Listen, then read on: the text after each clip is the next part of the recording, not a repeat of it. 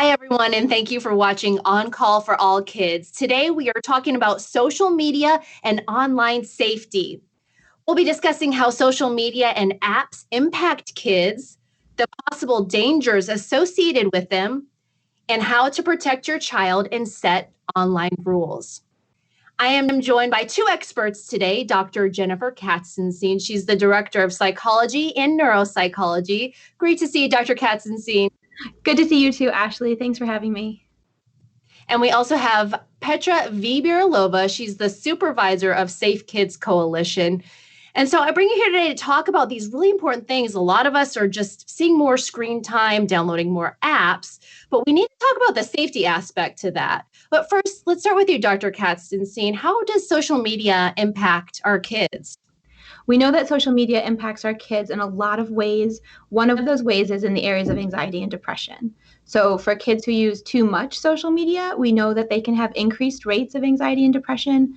But also for kids who don't use any social media, they have increased anxiety and depression as well. So it really is about finding a balance and being safe on social media.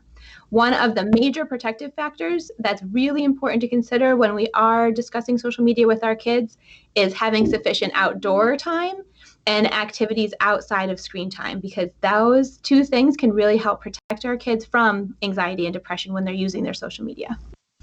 So much like many things in life, moderation is key. And what type of apps do we need to be talking to our children about?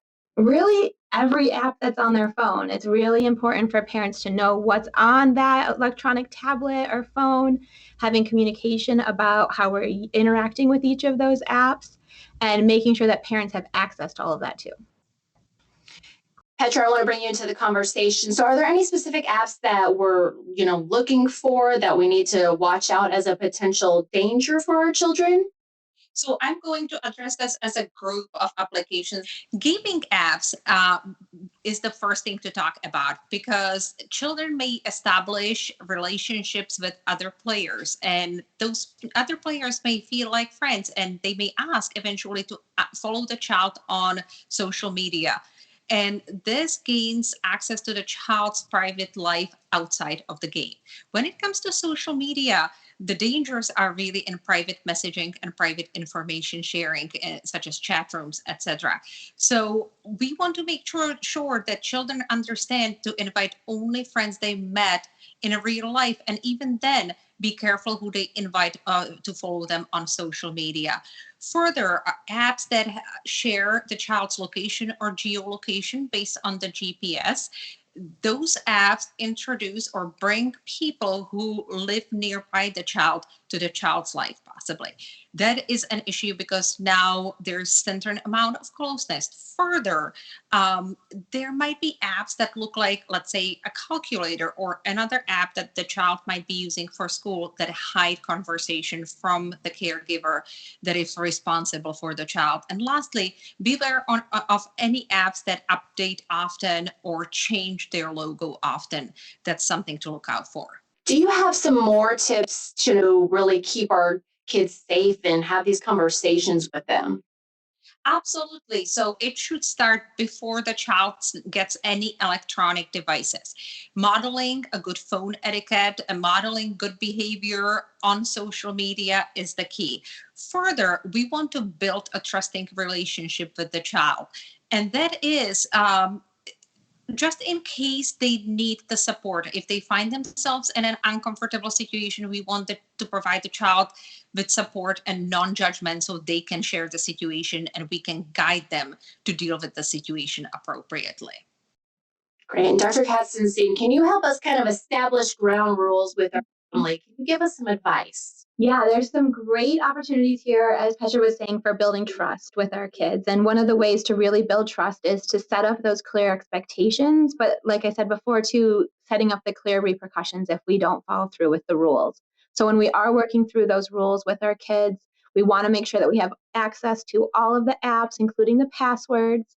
In addition, talking as a family about how much time each day we're allowed to spend on social media, whether or not we alert our parents every time someone friend requests us on one of those apps and we don't know that person in real life, or even if we do know that person in real life.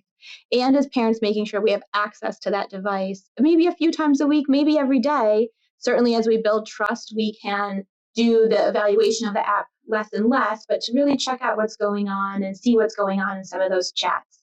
Shutting off the phone or the device at a certain time each night is huge, not only for having a healthy relationship with social media, but also for restful sleep.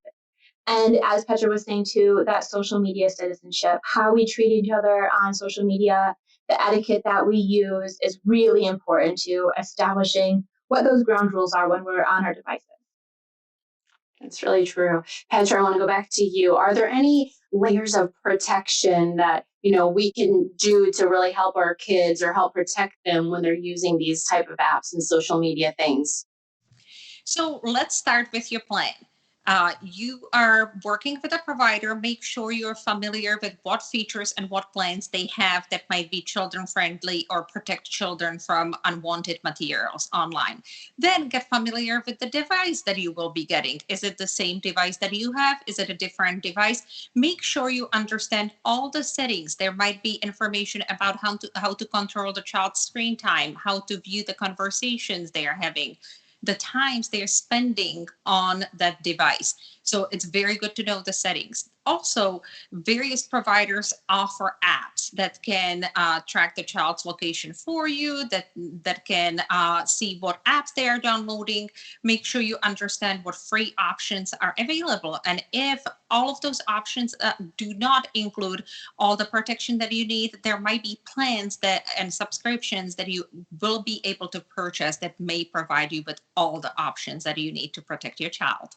And Dr. Kassenstein, going back to you, laid out our ground rules. We've talked about them, but yet our kids are just not following them. What can we do at that point? Well, that's an important time to follow through, right? We build trust with our kids by consistency, and we put a ground rule in place, so we will have a consequence. That may mean removal of the device for a certain period of time. It may mean the removal of another privilege as well, depending on how severe the rule breaking really was. Being clear with our kids up front about what those consequences are, but also making sure that we are following through with them and giving them clear expectations for how those privileges can be restored are important. And I'd love to leave on a positive note. So, there's always dangers we're looking out for. We want to keep our kids safe. But at the end of the day, social media and apps, they are in our lives to stay. What are some positive things about them? Yeah, social media provides amazing opportunities for our kids, for our adolescents to make connections across the world, to be able to maintain social support structures for kids who have similar interests or similar life experiences that they have. And that really does allow us the opportunity to raise awareness, promote wellness information, and make connections. It's a great opportunity to learn. So we just want to make sure that our kids are being as safe as they can. All righty, Dr. Kassenstein and Petra, thank you both so much for sharing your wealth of knowledge on this important topic. We really appreciate you. And thank you all for tuning in. If you have a topic idea you'd like us to look into, you can comment below right here on this video. And you can also visit our website. It's hopkinsallchildren's.org/coronavirus. And we have a lot of resources there as well. Thank you for watching. We'll see you next week.